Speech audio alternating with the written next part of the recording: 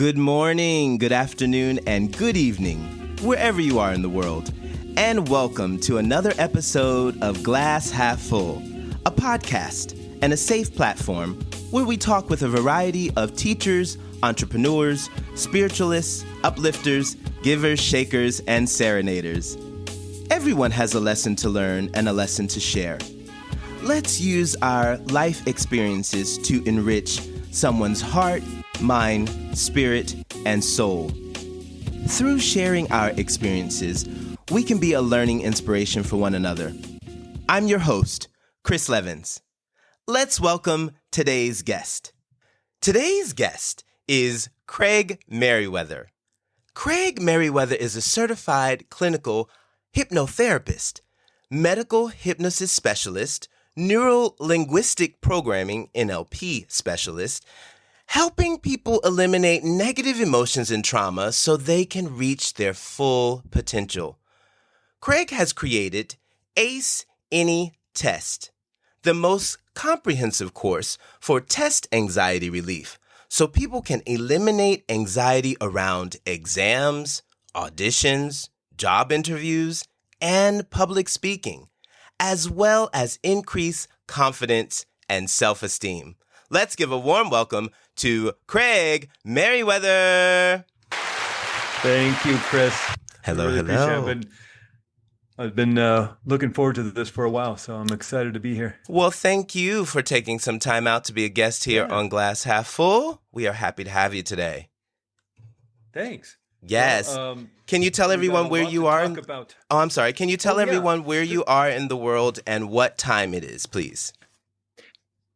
I'm in Flagstaff, Arizona. We're a little bit east of Sedona, a little bit south of the Grand Canyon, way north of Phoenix. We're up in the mountains. We get snow. We get all sorts of season changes. In fact, a couple years ago, over the course of about 3 months, we got 13, 14 feet of snow. Wow. So we get all the seasons. It's a beautiful, I don't know that it's a little town. It's about, 60, 70,000 people, but it's a beautiful town up in the forest of trees, and it's just gorgeous up here. I love it. Oh, and what time it is? It is 10 p.m. at night. Yes. Thank you for having this late chat. Oh, you're welcome. We appreciate it. I was telling you as we're going back and forth about finding a good time. I was telling you I'm good till about midnight, and then I'll start going off on weird tangents. So. Well, we got you in the good. We still in the goods. We're in the goods hour for sure. Yeah. Well, we're gonna jump right on in. I like to ask all my guests this first question. I believe that our lives are in spiritual design. Can you share your life layout or blueprint with everyone? This is how you grew up, where, family lifestyle? I love this question, and I love that you asked this on your podcast. And my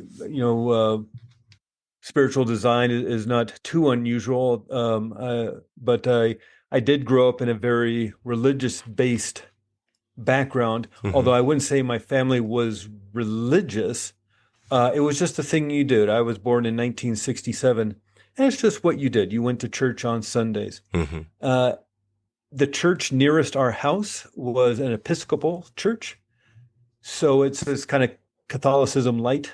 And as you can guess from my name, Craig Meriwether, Protestant English background. And so we went to the Episcopal church, but I'm guessing we mainly went there just because it was, 4 or 5 blocks from our house. If it was a Methodist church or something else, we would have been Methodist. But we went to Episcopal church. I actually liked the Episcopal church. I like the candles. I like the robes with the acolytes and communion. I like the real ritualized aspect of that.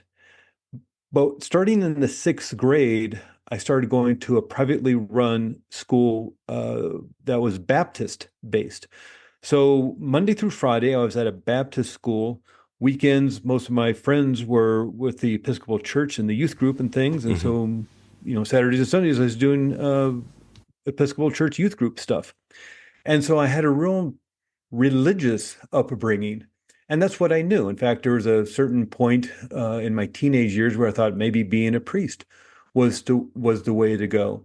I got involved in the charismatic movement uh, as an outside activity. And so that really informed the first 20 years or so of my life. Once my friends all, we all graduated high school, we all started going off to different colleges and things, they all kind of broke apart. And eventually, with my then girlfriend, now wife, we moved up to Santa Cruz, California. I was born and raised in San Diego, but I tried Zen Buddhism and I tried Sufism and I tried all sorts of different, learning all sorts of different kinds of music and learning about dance and all sorts of things. And of course, there's all sorts of wonderful communities in San Jose, California, San Francisco, and Marin County. Mm-hmm. And so I did a lot of exploring in that time.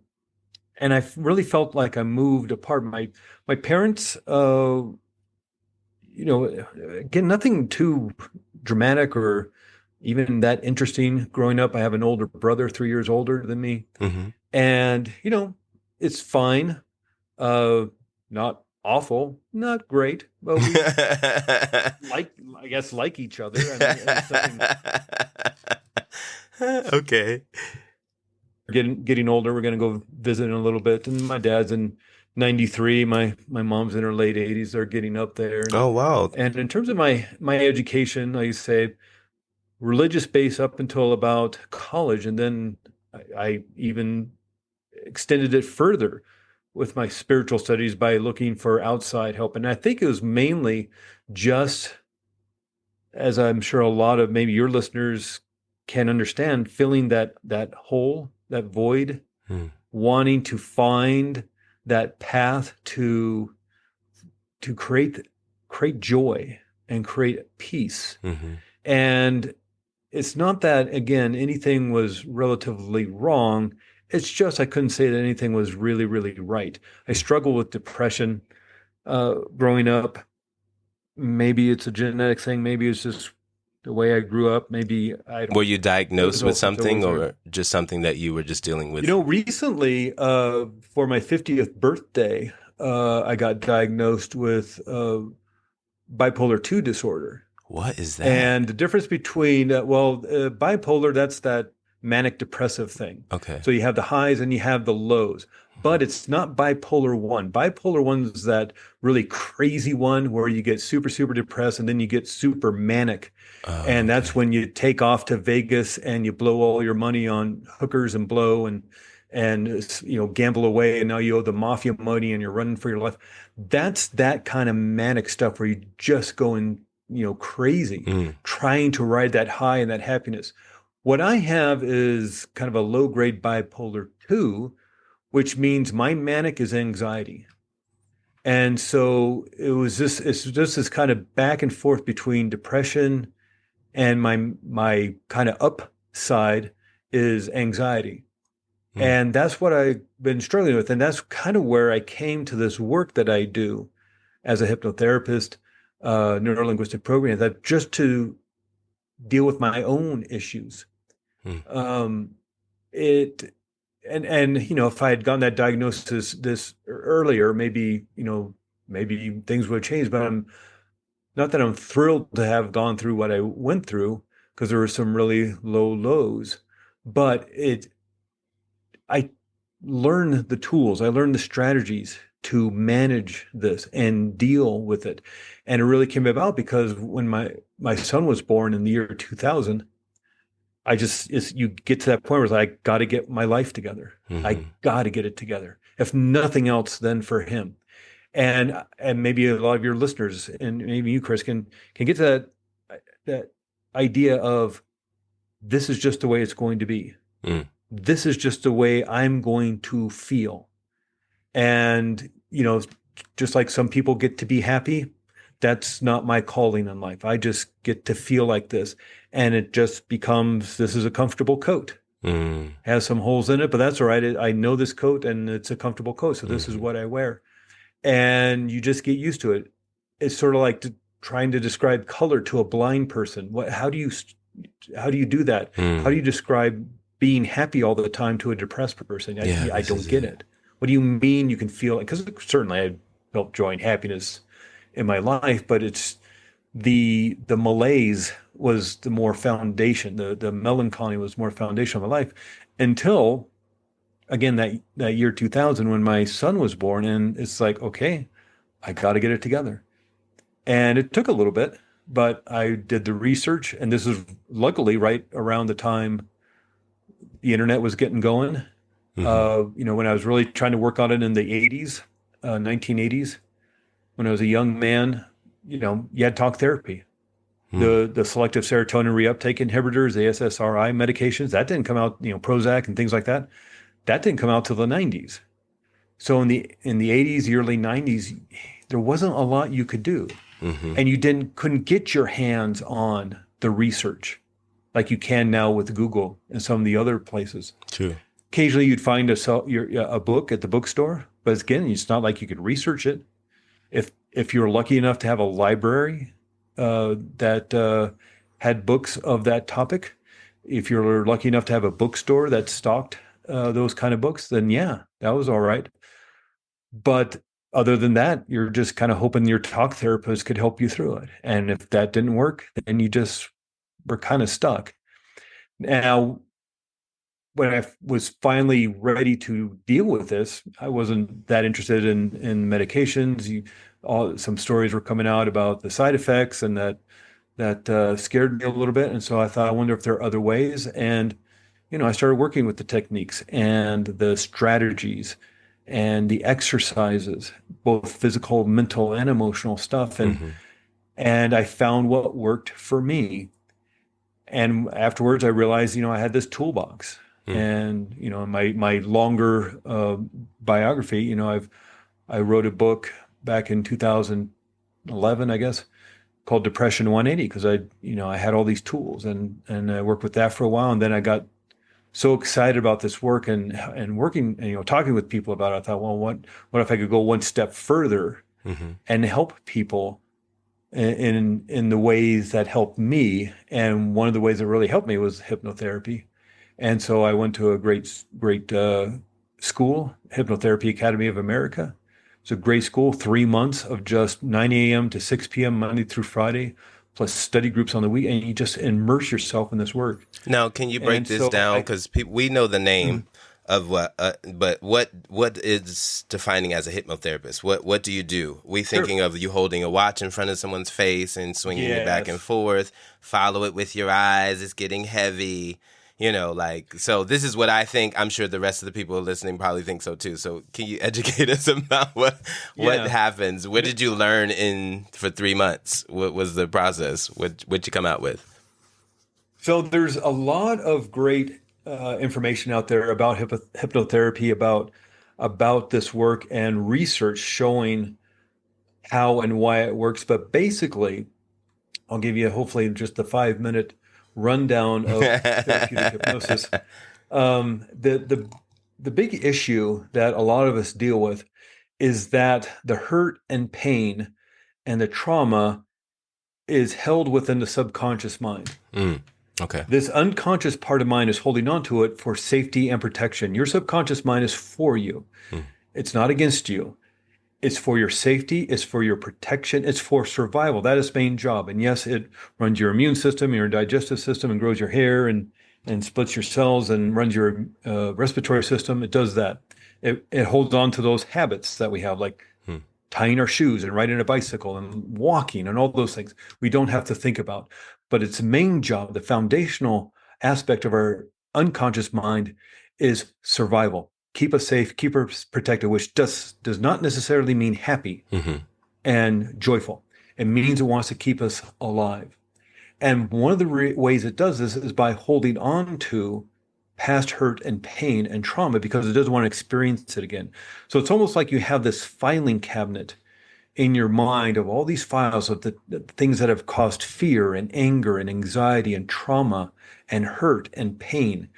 And as we experience the world, our outside world, and we bring in all this information through our 5 senses, what we see, hear, taste, touch, and smell, we're bringing in all this information through our 5 senses. If anything, what we're seeing, hearing, touching, tasting, smelling, anything triggers one of those files of hurt and pain, we'll get a warning signal, because again, it doesn't want to experience it again. Now, if someone pulls a fire alarm in a building, The sirens go off, the strobe lights go off, warning everybody that there's danger. You need to get to safety right away. Well, we also have a warning system in our bodies, but instead of lights and sirens, we have feelings. And the feeling state of anxiety, the feeling state of fear, the feeling state of anger, these are warnings that there is danger in your external environment because one of those files got triggered, even maybe just slightly. One of those files got triggered. And so it's trying to protect you. So your brain chemistry changes. It starts creating that adrenaline, that cortisol. It starts creating these neuropeptides, these molecules called neuropeptides that signal the body with emotion. That's why you feel differently. You can differentiate between fear and anxiety and joy and happiness and anger because of these molecules, literal molecules of fear, molecules of anxiety coursing through your body. And this warning signal is there to keep you safe and protected. Unfortunately, sometimes you just don't know what the problem is. But that's the main job of the subconscious mind. It's this emotionalized part of mind. It's this heightened awareness for your safety and protection. That's the subconscious mind. The conscious mind, that's the logical mind, the analytical mind, the part of mind that creates your goals, the plans to achieve those goals, the willpower to achieve those goals. That's a conscious mind. But what neuroscience says is that conscious mind only makes up 5% of mind. Subconscious mind makes up 95% of mind. Wow. So whenever there's conflict between the logical mind and the emotional mind wins every time. And this is why, you can logically try to analyze your problems and still be experiencing the hurt and the pain and the fear and the anger and the anxiety, even after you logically analyze it over and over and over again and see what the issues are and, try to work them out. But emotionally, those files are still in that filing cabinet. And so what hypnotherapy does and does so well is that by relaxing the mind and body, even just slightly, you can bypass that conscious mind, kind of that gatekeeper, and you can access the subconscious mind and deal with those files. Now, the big problem is that the mind can't tell the difference between what's real and what's imagined. Now, this is most noticeable when somebody's having a nightmare. Now, and Chris, if you've ever had a nightmare, or anybody listening has ever had a nightmare, you know what I'm talking about. It doesn't matter how crazy, how ridiculous, how stupid. A gigantic cheeseburger is chasing on the street with his two hot dog friends throwing rocks. That's just stupid, ridiculous. It's not going to happen. But your body reacts in a way, your brain reacts in a way to try to keep you safe. Or it could be something super realistic, maybe like a war veteran, a veteran having a PTSD dream about being on the front lines, even though the war was 30 years ago. Both situations, you're cozy, comfortable, safe in bed. Your mind thinks you're in danger. And so even in deep sleep, you'll start creating that adrenaline and that cortisol, those hormones within your brain. And you've heard of the crazy stories of grandmothers lifting cars off of babies and things like that. That's adrenaline doing that. That's now coursing through your body. Hundreds of millions of these neuropeptides, these molecules of fear, of anxiety, anger, moving through your body. 300% more blood's moving to the big muscles of your arms to fight. 300% more blood moving to your legs to escape. And all this is happening while in deep sleep because your mind thinks you're in danger. It has that shoot first, ask questions later, aspect to it. And so through thought alone, you change your physiology due to potentially hurt and pain that you've had in the past. Now, with hypnotherapy, by relaxing the mind and body, you can access the subconscious mind in this very suggestible state. There's nothing magical or mystical about this. Nothing is done in therapeutic hypnosis that you aren't already doing already. By moving into an altered state of consciousness, and that sounds fancy and weird and scary, but by moving into an altered state of consciousness, you can access the subconscious mind, but you're doing that all day anyway. If you remember back in school, maybe there was a class that you didn't like so much, and so you're taking notes, it's going to be on the test coming up, and then all of a sudden it's so boring for you, you just start staring out the window, and you move inward, and you think about the weekend and how fun it's going to be hanging out with your friends, and you don't hear the teacher anymore, they're still talking. The kids are still acting up or whatever, but you've moved inward. You started daydreaming about something else. You've just altered your state of consciousness. And then maybe your eyes start getting heavy and your head starts nodding down. And now you're moving into a deeper, altered state of consciousness. And pretty soon you might even be fast asleep. But instead, maybe I'm in high school math class. The teacher sees me. Hey, Craig, why don't you come up here and do the problem on the board? Yes, And I exactly. jolt back awake and I'm looking at the board. I don't know how to do the problem. And now I'm really nervous. So now I've altered my state of consciousness once again. And so really what we're talking about here is brainwave state and how fast the neurons are firing in your brain. So we have, whatever, something 100 billion neurons in the brain. And whenever you do anything, think a thought, feel an emotion, perform some sort of action, writing with a pen or typing or drinking a glass of water, or walking down the street, you're firing neurons. And how fast those neurons fire determines what brainwave state you're in. And the famous ones we learned about in school, beta, alpha, theta, delta. Beta is what you and I are in, Chris, right now, having this discussion, having a conversation, listening to each other. We're firing about 18 cycles per second. And a wave moves from the back to the front to the back again. That's one wave. 18 of those per second. Now I'm back in high school math class. I'm listening, and then all of a sudden I move into my imaginative, daydreamy mode. Now I've just slowed down to about 12 cycles per second. I'm in the alpha brainwave state. I'm starting to fall asleep. My head's nodding. I'm not really asleep. I'm not really awake. The theta brainwave state, I'm firing about 6 cycles per second. Soon I'll be fast asleep in delta, 1 cycle per second, half cycle. But then the teacher says, Craig, come up here and do the problem board. Now I'm in the stress response. I'm firing at a high rate of maybe 25 cycles per second. So just in a matter of 6, 7, 8 minutes, I've altered my state of consciousness 3 or 4 times. And so this is a natural way of moving through the world, whether you're at a boring meeting, you're just driving home, you're riding on the subway, you're riding on the bus, you're watching a movie, even watching a TV show or a movie puts you in the alpha brainwave state. And that alpha and theta brainwave state are what's known as the hypnagogic trance state, a fancy term, but it means it's just a very suggestible state. Oh, okay. Which means TV is a very suggestible way of programming your mind. Hence the news, hence the advertisements and things like that. And so what hypnosis does is just take advantage of what you're doing already and doing it on purpose for healing. Now, the word hypnosis, I know that has a lot of baggage to it because of the comedy shows and comedy clubs or Las Vegas shows or wherever, and of course movies and TV. But really, the word hypnosis comes from Greek mythology and the Greek god Hypnos, who is the Greek god of sleep. And back in the 1850s, Dr. James Bard was a doctor in England. He was a surgeon. And, back in the 1850s, they don't have fancy hospitals. They don't have fancy anesthesia. And so if you have to have your leg amputated, you're biting down on a stick. You're getting a blow to the head to knock you unconscious. So what Dr. James Bard started using was a deep, deep, deep trance state, putting people so far into trance it looked like they were in a coma. Then he could do amputations. He could cut people open and take out tumors and sew them back up. He could deal with war wounds and injuries and all sorts of things. Now, Dr. James Bard certainly didn't invent the trance state, certainly over in India and South America and Aboriginals of Australia and Greece and Egypt and all sorts of places, they're using trance in their healing and their spiritual work thousands upon thousands upon thousands of years ago. But in 1850, Dr. James Bard started using trance and needing a word to describe this altered state of consciousness to his colleagues and to write about it.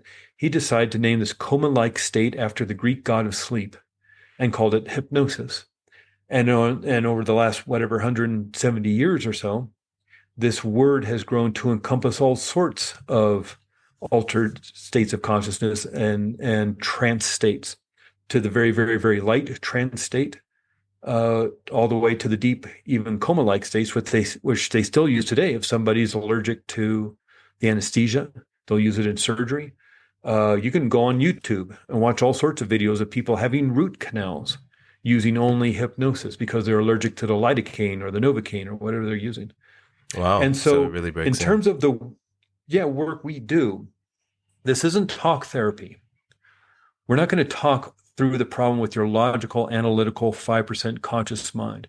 We're going to bypass that by using, and that's where you're talking about the stereotypical watch and sleep, because you're trying to bore people, just like that math teacher for me back in high school. And there's other ways of doing it besides that way, but that's the stereotypical movie way of doing it. But by accessing that subconscious mind, you have access to that filing cabinet. And what's fascinating about this is, and it's not to blame the victim or say it's the person's fault. It certainly wasn't fair that trauma, that hurt, that pain that it happened to them, certainly wasn't fair, and certainly not blaming the victim. But that person, because of that trauma, because of that hurt and pain, they entered into their subconscious mind these instructions on how to keep them safe. It becomes very empowering, because if they're the ones who created those instructions, that means they can change them. And who better to know what the problem is? Not even a problem, but the problem. Who better to know what the real problem is than that person? Of course. And so that's what's so empowering about this work. And that's why it doesn't take a lot of time. You're not going to see 80, 90, 100 sessions of hypnotherapy over 2 years like you might with talk therapy, and you're still working on the same problem. You're talking 3-4 sessions, and to deal with deep hurt, because again, you know what the problem is. And more importantly, you know what the answer is. You know the solution, but maybe not with your conscious mind. It's all within the subconscious. That's how powerful your subconscious mind is, beating your heart 24 hours a day, 7 days a week. It's running your respiratory system. So the answers are already lying there. Yeah. So why wouldn't it know how to heal this hurt and pain? It's just, you may be using the instructions set up by a child, but that trauma, that hurt, that pain that happened when you were 7, 8, 10 years old, those instructions on how to keep you safe were implanted by a child. And maybe those instructions did keep that child safe, but that's not going to work when you're 20 or 30 or 50 years old, you're 70 years old. But until you change the instructions, why would anything change? No, this is good. And that's why you can beat your head against the wall with talk therapy. And I've done my share of talk therapy. It can be very healing, very useful. It's always great to have a second pair of eyes on something. Any gold medal winning Olympian has a set of coaches, right? Any master of anything, even Pavarotti, one of the world's greatest opera singers, saw a vocal coach every year. So you always need that second pair of eyes. So talk therapy is great, but maybe not if like 2-3 years later, you're still talking about the same thing. You're still feeling the hurt and pain. So that's what's great about this work, is by helping you disassociate from the pain and disassociate from that trauma, you can then heal it. And it's not that hard to do. And if I can, wait, Craig, before you get too deeply, because you running on the avenue, we got to stay on track. Okay. So let me bring you back, because I want to get into anxiety and test taking. Oh, okay. I want to really talk deeply about that, because I have lots of viewers who are dealing with this kind of thing about dealing with nerves and anxiety. Sure. So I want to change a little bit, and I want to know, why do you think people get anxiety or fear about taking tests? Generally, with the people I work with, and this is just a general way of explaining it, but sure, a lot of test anxiety comes from fear of failure or fear of being judged. And somewhere along the line, something happened where they were punished for not doing well. And that's the real unfortunate thing about the Western educational system, is that, yeah, sure, you're rewarded if you do well, but oftentimes this is new material. We may not understand it, and so we don't do well. So instead of it just being a marker of what you know and don't know and where you need help, it's a marker of you didn't do well, so you're going to be punished with an F and failing. And parents are going to be upset, and notes are going to be written. Consequences for all of teacher this. conference are going to say, yes. And so there's this nervousness that you're going to get punished, or something's bad's going to happen because you're not going to do well. And because your subconscious mind, is trying to keep you safe and protected. It's trying to warn you that there's danger coming up. Mind can't tell the difference between what's real and what's imagined. So is that real danger? Certainly something like war, being a refugee, or being a natural disaster. That's real danger. And you really want the stress response happening, that adrenaline, that cortisol pumping through your system. But for a test, you don't need that. You don't need 300% more blood in your muscles to fight off an attacker. And so the unfortunate thing with test anxiety creates so many physiological changes that are not conducive to taking a test. A big part of that is even just the breathing. You start to shallow breathe, and because you're tightening your stomach muscles. The rib cage is for the heart and the lungs. The only thing protecting the vital organs of the abdomen are the stomach muscles. And by tightening the stomach muscles, you can't get those big belly breaths, those big abdominal breaths, which flatten out the diaphragm, which then allows air into the bottom of your lungs, which are, of course, larger than the very top of your lungs. Your brain takes 20% of the oxygen you breathe in. And so you're denying your brain the actual fuel and nutrients you need to do well, to think clearly. Wow. Because you can study, for weeks and weeks and weeks, the material backwards and forwards. But you start getting nervous because, that test I took back when I was 10 years old, or the report I gave in front of class and everybody laughed. You now have this apprehension and this fear about, being embarrassed again, or being humiliated, or the fear of getting in trouble with your parents because you don't do well, even though maybe you're 25 years old and getting your master's degree. And that anxiety starts because it's trying to protect you from that hurt and that pain again. And so you start shallow breathing. You're now not giving your brain the nutrients, the fuel, the oxygen it needs for rational, calm thinking. You get that tunnel vision where you start seeing your peripheral and vision, and start just seeing what's right in front of you, the danger. And you start second guessing yourself. And all of a sudden you find yourself in this loop of anxiety. And so it really comes down to, maybe somewhere along the line you didn't do well. Something because you didn't from know our the past information, you didn't understand it, and instead of being supported and encouraged, like, okay, well, it sounds like you need a tutor. It sounds like we need to go over this in a different way than the way it's being taught because you don't understand it. Maybe you're more of an auditory or a kinesthetic learner than a visual learner, but instead you were punished for not understanding and learning in the way that's being taught. What would you say the definition of anxiety is? When someone says, like, I would think what did you say? Yeah, you're feeling anxious. I would think it's a physiological reaction to fear. And so to me, it's like, and people experience anxiety in all sorts of different ways. But of course, there's people who feel nauseous and they feel upset, and they feel like they may even throw up. They may get the sweats. They may get shakiness. They may feel nervousness. They may feel shortness of breath, or their heart racing. There are all sorts of ways. But again, the anxiety, a lot of it's being caused by the brain creating that adrenaline and that cortisol, and then pumping that adrenaline and cortisol through the bloodstream to the muscles, to the cells, as well as creating those neuropeptides, those little molecules of anxiety, to send the message of anxiety to all the cells. So all the cells now get the message that we need to be on high alert because we're under attack.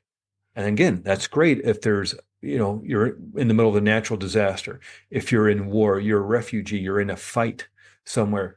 But not if you're taking a math class, or a math test, or a history test, or giving a report, a sociology report, or doing a foreign language test or something. You're not being attacked. Yeah. But again, your mind can't tell the difference between what's real and what's imagined. Is there any way that we can eliminate this before it comes into play? Yeah. Yeah. What do you think about me teaching a quick little way to turn off the stress response and change brain chemistry? I can do this in like 5 minutes. Let's do it. This is a really simple exercise you can do. This was taught to me by. You said to turn off the brain response? Turn off the stress response and change brain chemistry. Okay, let's do it. So what we're going to do is reset the nervous system. So the two aspects of the nervous system we're talking about in this conversation is the sympathetic nervous system and the parasympathetic nervous system. The sympathetic nervous system is the stress response, the fight or flight response. The parasympathetic nervous system is the relaxation response. That's when all the systems of your body, respiratory, immune, digestive, they're all getting the right amount of nutrients, fuel, oxygen, blood supply needed for optimum operational levels for what they need at the time. When you're in a stress response, all that energy is being diverted, again, to the big muscles to fight or to escape. So we want to be in the parasympathetic. This exercise is going to do that. It can easily be done in about 5 minutes. And it incorporates 3 different aspects of body and mind and emotions, actually. It's called 3-2-1 Reset. This was developed by Dr. Richard Nongard, one of the people I've studied with. And the 3 stands for 3 slow, easy, gentle breaths. And so we're just going to breathe deeply into the abdomen, into your belly. So get those big belly breaths. And now I know it's cliched. I know it's obnoxious to tell somebody's, dealing with anxiety, dealing with panic and fear, to just take a deep breath.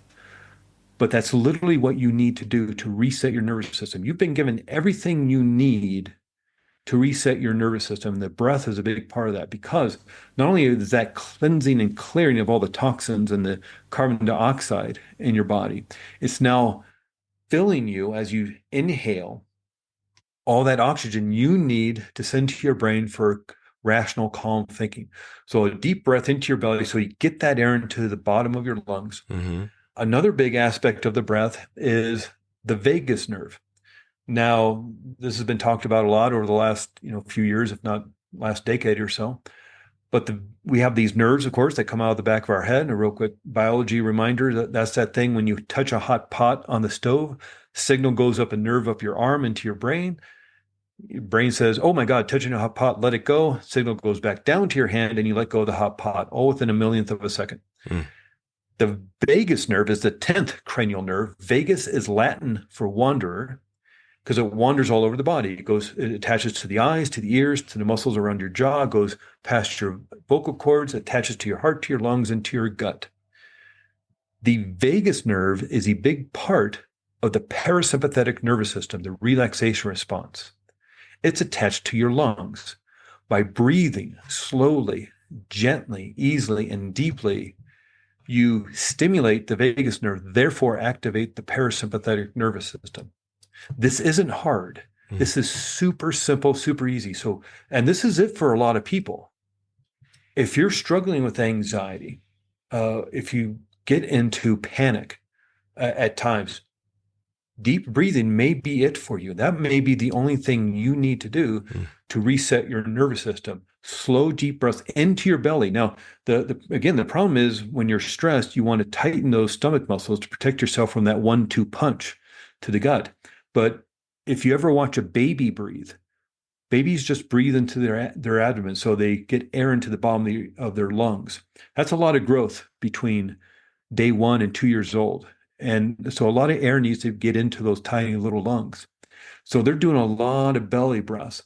And guess what? Right around going to school, going to preschool or kindergarten, they start getting nervous. They start getting worried. Mom and dad aren't around. All these new people, what is happening? So they start getting nervous. So they start holding in their stomachs and they start upper chest breathing until pretty much by the teenage years, it's all upper chest breathing. And you're just breathing into that top little part of the lungs. And what you practice, you get better at. We know this from riding a bicycle, from learning foreign language or dance or martial arts or a musical instrument. What you practice, you get better at. But if you can practice, maybe even just not now, and especially if you're listening to this while driving a car or I know y'all be safe. Y'all be safe right now. Yeah, be safe. But at some point when it is safe for you and you don't need to, you're not concentrating and focusing on something important, just lie down on the floor in a comfortable place, maybe with a yoga mat or something, and just practice belly breathing. It's very odd if you haven't done it in a while, because you really have to, with your mind, learn to release those abdominal muscles if you've been holding them tightly for months, if not years, if not decades.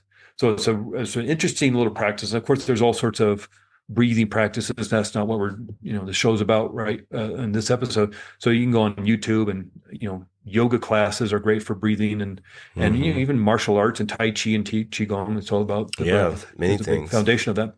But the a 3, 2, 1 reset is just 3 slow, easy, gentle breaths. The 2 is we're going to create bilateral stimulation. And bilateral stimulation is moving the body left and right, because the right side of the brain controls the left side of the body, left side of the brain controls the right side of the body. And now when somebody's feeling anxious or panic or deep-seated fear, you're lighting up a portion of the right side of the brain. Now, probably remember from science class, energy cannot be created or destroyed. So that means to get that energy necessary to light up that part of the brain for fear, anxiety, and panic, it has to vacuum out away from the other parts of the brain, the blood supply, the oxygen, the fuel, and the nutrients. And so other parts of the brain go quiet, they go dark.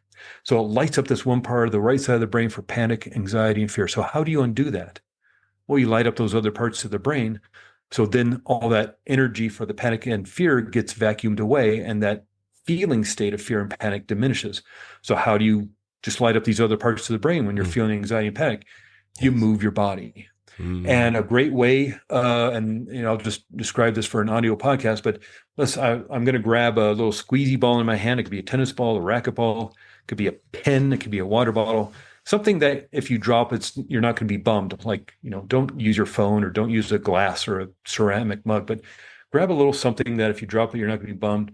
Hold your arms out in a cross or a T, and then move your arms forward right in front of you, pass the ball to the other hand or the pen or whatever you're using, and then make a T again. And so you're just crossing the ball right in front of you. Because the right side of the brain controls the left side of the body, left side of the brain controls the right side of the body, you're now operating on both sides of the brain.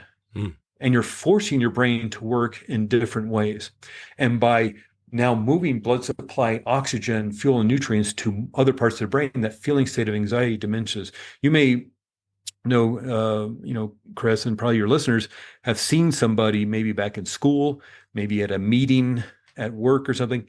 Somebody's drumming on their knees. They're tapping their knees, and they're not hyper. They're not ADHD. They're nervous, because that left, right, left, right, left, right of drumming on their knees, tapping their knees, is bilateral stimulation. They're nervous, and they're trying to calm themselves down. They don't know they're doing that.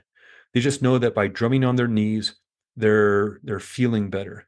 You can do this in all sorts of ways. You can just do with moving your eyes from all the way to the left, almost like you're trying to look behind your head, all the way to the right. So you look all the way to your peripherals into the right. You can do it with pretending like you're tap dancing while you're sitting in a chair. Walking feels so good because it's bilateral stimulation. Left foot, right foot, left foot, right foot. Nice. So what we're going to do for our bilateral stimulation is we're going to grab our shoulders. So you're going to make an X with your arms, and you're going to grab your shoulders. And you'll instantly notice that you are hugging yourself. And you can squeeze your shoulders. You can give yourself a big bear hug, as we say in America. You can do the havening technique. And the havening technique, and I'm saying havening, Haven, havening technique, which is rubbing your hands from your wrists up to your shoulders, then back down to your wrists. So you're just kind of rubbing your arms. It feels very soothing. This hug you're giving to yourself is healing, nurturing, loving touch. The body is now sending signals back up to the brain, and your brain is now creating GABA. The hormone GABA eliminates and dissipates the adrenaline and cortisol in your brain, so that with this hug, you're now filling up your brain with oxytocin, serotonin, and dopamine, the hormones of joy and happiness. And now we're going to supersize this by thinking of somebody we want to give a hug to. So now you're lighting up. So not only are you lighting up the kind of kinesthetic physical parts of the brain by giving yourself this hug, all the while breathing deeply and stimulating the vagus nerve, you're going to light up the visual parts of the brain by thinking of somebody you want to give a hug to. This could be somebody in your life today, a good friend. It could be a pet, a dog, cat. Maybe you saw a nature documentary about elephants and you fell in love with a baby elephant. This could be someone who is no longer with us, your grandmother, your grandfather. This could be someone you've never met before. Mother Teresa, Joan of Arc, somebody like that. Imagine somebody you want to give a hug to, a That's pet. I great. mean, it could be your spirit animal, a power animal. Imagine somebody you give a hug to. And remember, the mind cannot tell the difference between what is real and what is imagined. And so while feeling this hug, even though you're hugging yourself, you're feeling this hug while imagining hugging somebody, you're now flooding your brain with the hormones of oxytocin, serotonin, dopamine, dumping hundreds of millions of molecules of joy, happiness, and love into your bloodstream. And in just 5 minutes, you'll have reset your nervous system and changed your brain chemistry. And it's not hard. You can teach your friends, you can teach your children how to do this, later on today.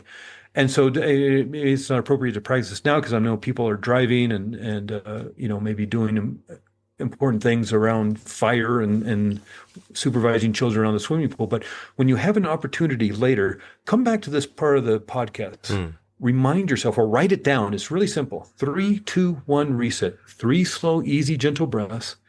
The 2 is you're going to take your 2 arms and hug yourself. There's your bilateral stimulation. And then you're going to think of somebody you want to give a hug to, a pet, an animal, somebody you love. That's it. I love the that. Entire exercise. And Do that's that not for 5-6 minutes. That's not something hard that you say, like, we have to be sucked out of the day and to be able to do. And with it, I mean, ideally, joy and fear can't be in the same place at once. So, once this overtakes the mind, you're done. You're out. Yeah. You And can't it's a be great brain grateful hack. and be upset. Yeah, and be fearful. Yeah, you're right. I love that. Oh, that's cute. Yeah.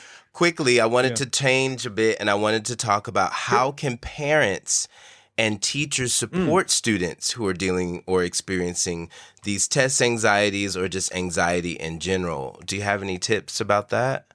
Yeah. And I think we went over a little bit about this, and I think it's just taking away the fear aspect of doing poorly. This is from the parents and That's just going to teachers happen aspect. in life. Okay. Yeah. If the teacher and parent, if they can take away that fear of failure, and look at tests as just an arbitrator of, do you understand the material? And if you don't understand the material, why not? Is it because of the way it's being taught? No, that's probably Is the it case. the way you understand? And now that would require, I guess, probably change in the entire educational system. And, but if you're Which we having could a use. child who's really struggling with test anxiety, I would say the first thing is just listen. Listen to the child and find out why that may be happening. Has there been a time in the past where maybe they were embarrassed or humiliated? And talk about it in a safe and gentle way. And teach them the 3, 2, 1 reset exercise. Yeah, that's really good. I mean, children can learn how to do that. How simple is that exercise? And especially, I know teenagers, or especially teenage guys, are probably not going to want to hug themselves or stuff. But if you can show it to them and say, look, just do it privately. Nobody cares. Just do it privately. And you can literally reset your nervous system. Imagine, walking into school, having done that in the morning before you left for school or while you're sitting in the car, or find a private place, go to the bathroom or something, and do this exercise and reset your nervous system. And remember that during the test, if the nerves, because, oh my God, these are questions I don't understand, these are is stuff maybe I wasn't aware was going to be on the test, breathe deeply into your abdomen. That will do immense work in resetting your nervous system and calming you down. Again, I know it's obnoxious. I know it's cliche to tell someone to take a deep breath when they're anxious and nervous, but that's literally one of the best things you can do. Practice deep breathing. And probably even the best thing to do is practice this before, the test is coming up. A lot of people don't think about this until they're at a level 9 or 10. 0 to 10, 0 being the most peaceful, 10 being the most panicked you've ever felt. people wait until they're a 9.5 before they decide to do something about it. Catch this stuff when it's a 2 or a 3. And it's so much simpler to deal with, of course.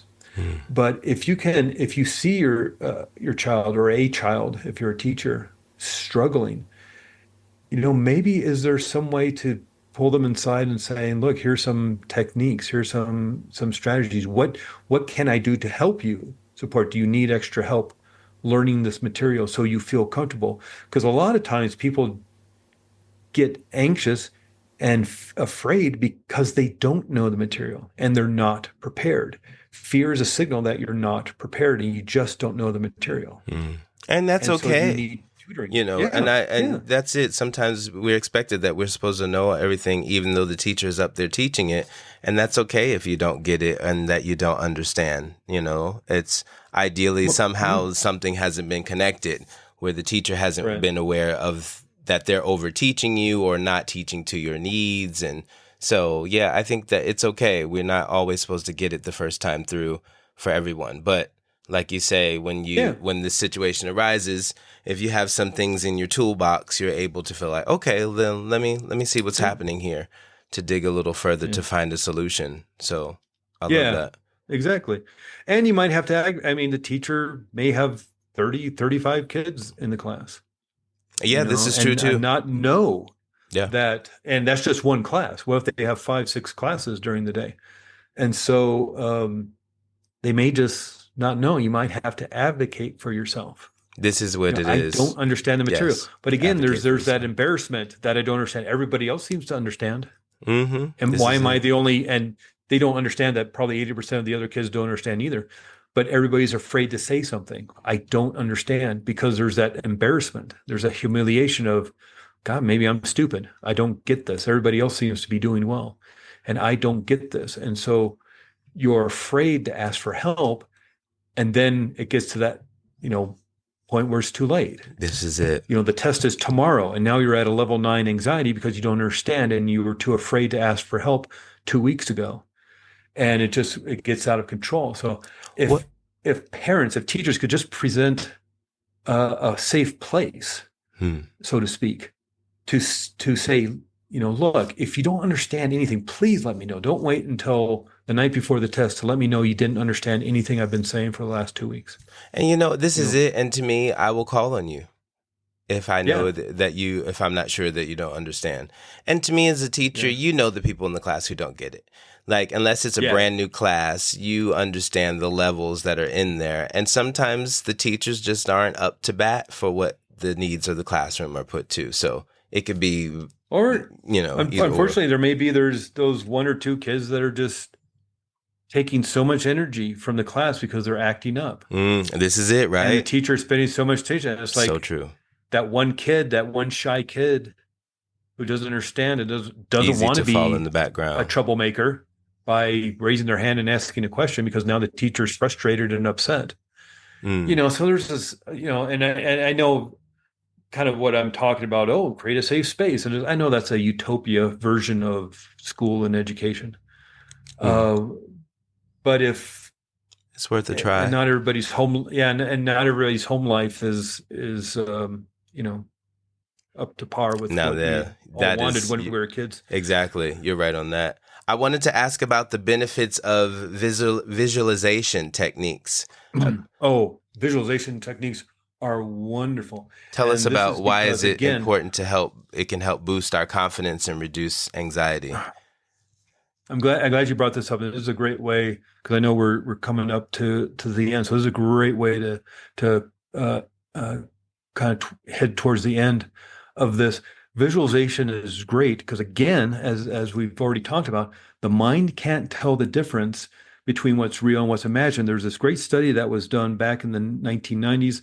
This is right when we were getting all sorts of, like I was a part of this, but right when science was coming out with all sorts of great sorts of MRIs and SPECT scans and all this kind of equipment to actually watch a live brain in real time. Because a lot of stuff, all that we knew about the brain was just done through autopsies and sociological experiments and things like this. So to actually watch a live brain was something very, very new. And in the 1990s, a group of researchers got together and they wanted to watch the brain learn something new. What happens in the brain when it learns something? So they picked piano and they brought a bunch of volunteers in to practice piano. Now, they taught them simple little scales and exercise, little songs that you learn as a beginning piano player. And these piano players came in to the lab and practiced piano 2 hours a day for 7 days straight, just practice piano. They had a second group play piano, but all they did was just noodle around and dink around on the piano. They weren't focused on anything. They weren't really learning anything. They were just kind of dinking around on the piano. They had a third group, which was the control group. And when you're doing this kind of experiment, you want to compare and contrast. Here's a brain that's learning piano. Here's a brain that doesn't do anything at all, doesn't learn anything new, isn't doing anything new. At the end of the week, what are the differences? Compare and contrast. But what's interesting about this research study is they had a fourth group. And this fourth group only pretended to play the piano. And so they brought them in, they showed them the simple little scales, the exercises, the little songs you learn. But instead of sitting at the piano, they went over to a recliner, to a couch, they closed their eyes, and they just pretended that they were playing piano, just with their imagination. I've done this for years as a kid. For 7 days. And so at the end of the week, they measure everybody's brain again. They look at the MRIs and SPECT scan, hook everybody up. The control group, they didn't do anything new. They didn't learn anything. Nothing changed in their brain. No big mystery there. They didn't do anything new. So the group that just noodled around on the piano, they weren't focused on anything. They weren't learning anything. They also didn't develop anything new within their brains. They weren't doing anything. They were just like pounding around the piano. They didn't learn anything new. So no changes in their brain. Again, no big mystery there. The group that actually put their hands on the piano, worked the keys with their fingers, learned the scales, learned the songs, learned the exercises, heard the music with their ears, read the sheet music with their eyes. They developed a new neural network in the part of the brain for music. Their brain cells were connecting together in the part of the brain for music. New neural pathways developed. Again, okay, that makes sense. They're learning something new. They're practicing. No big mystery there. But what's extraordinary is the group who only pretended to play the piano, only using their imagination, only just sat down in a recliner and daydreamed about playing the piano, also developed the same neural network in the same part of the brain. Their brains looked like they were playing the piano, even though they never touched the piano. And this is what's extraordinary about visualization. You can literally rewire your brain. So if you don't have the confidence, you don't have the joy, you don't have the happiness or the peace of mind or peace of mind and body, what if you pretended you did? You can literally wire your brain. And really quickly, some of your listeners, maybe even you, Chris, especially if people are fans of the Olympics, they may know that back in the 1970s, the Soviet Union was very dominant in gymnastics. They won everything. Nania Comaneci and all those they were good. For the Soviet Union, they were winning the gold, silver, and bronze. They were winning all the world championships, and nobody could figure out what they were doing to be so far dominant ahead of everybody else. And then in the late 70s, early 80s, some of the athletes, some of the coaches started to defect. And what the world found out is that the Soviet Union gymnastics team was spending at least 50% of their time in mental rehearsal. So they would sit, they'd practice on the mat, they would practice on the parallel bars, whatever they're doing. And then they would afterwards sit on the couch, lay down in a bed, sit down in a recliner, and just rehearse in their mind, pretend that they were successfully going through their gymnastics routine. Maybe they were just, maybe they're doing slow motion, maybe they're doing regular speed, maybe just the last 30 seconds of the dismount, whatever they're doing. They were literally wiring that success into their brains. So this goes to make you think, what if you're going over and over again how you're going to fail? What if you're seeing in your mind, like, oh my God, I'm going to fail the test. Oh my God, I'm going to biff it when I get up and do that presentation or that speech. Oh my God, I'm going to be a loser when I do this, that, or the other thing. What if that's going on in your mind? Are you not then literally wiring fear and anxiety and failure into your mind. Mm-hmm. And so this comes with what you're saying about visualization, Chris, is that this is what's so extraordinary about just spending, and I get it, maybe you don't have 2 hours every day to just sit and visualize the success you want, whether at work or in relationships or finances or health or whatever it is.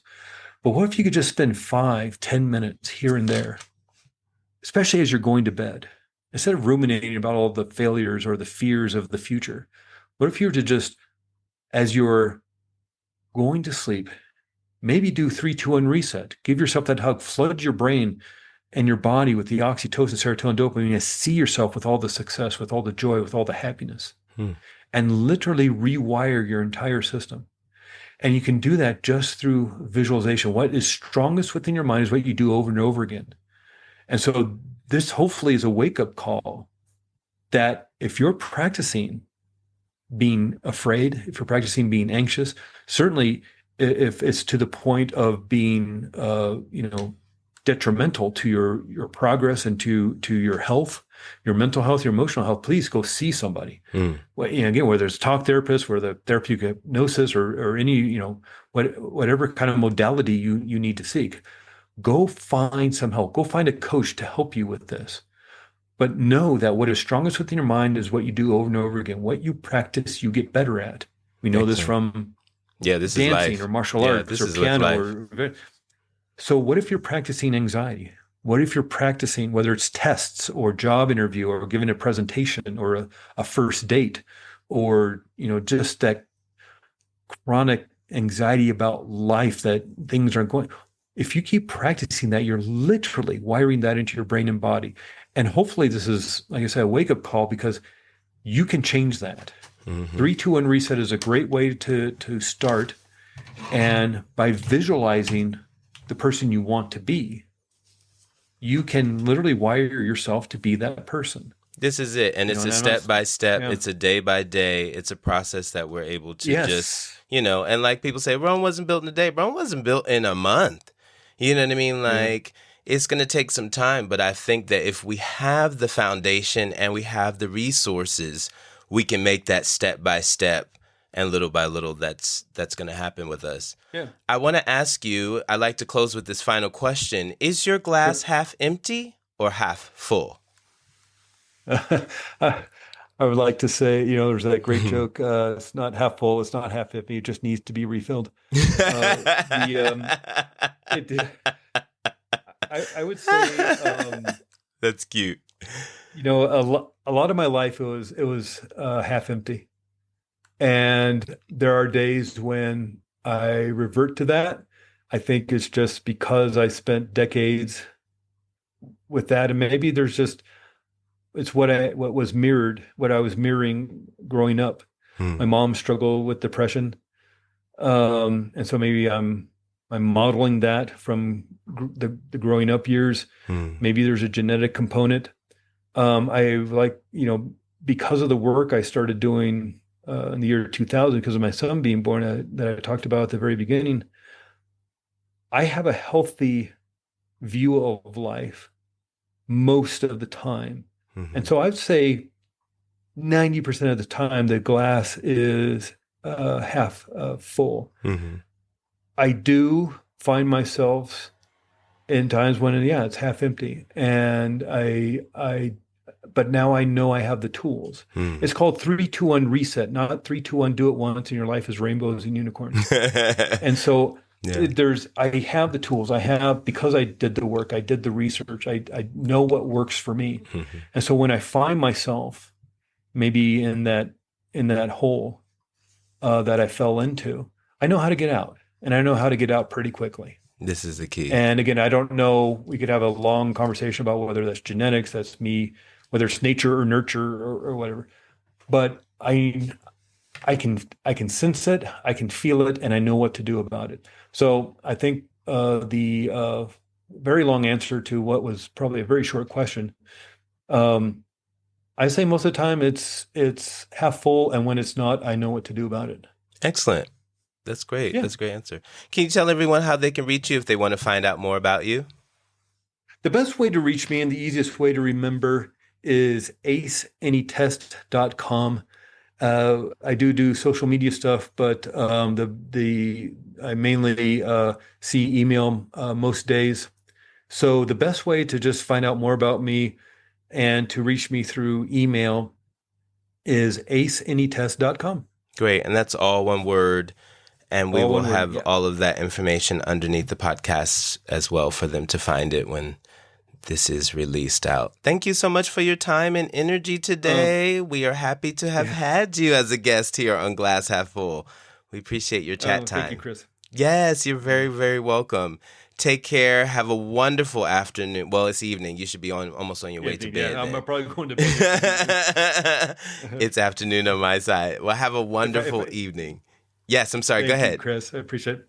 Oh, I was just going to say I'm all hyped up and excited now. I'll probably stay up and go outside and run a mile or something. I'm all hyped up. I'm having my conversation with you. I love it. Chris. I love it. Appreciate you. My pleasure. We appreciate you as well. Thank you so much. All right. Take care. Bye-bye. Bye.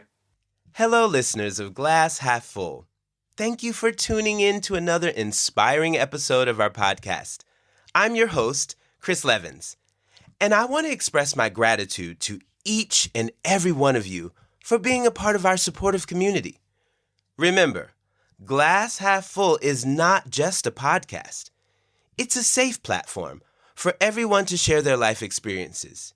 Your stories and voice matter, and we appreciate you for being here with us.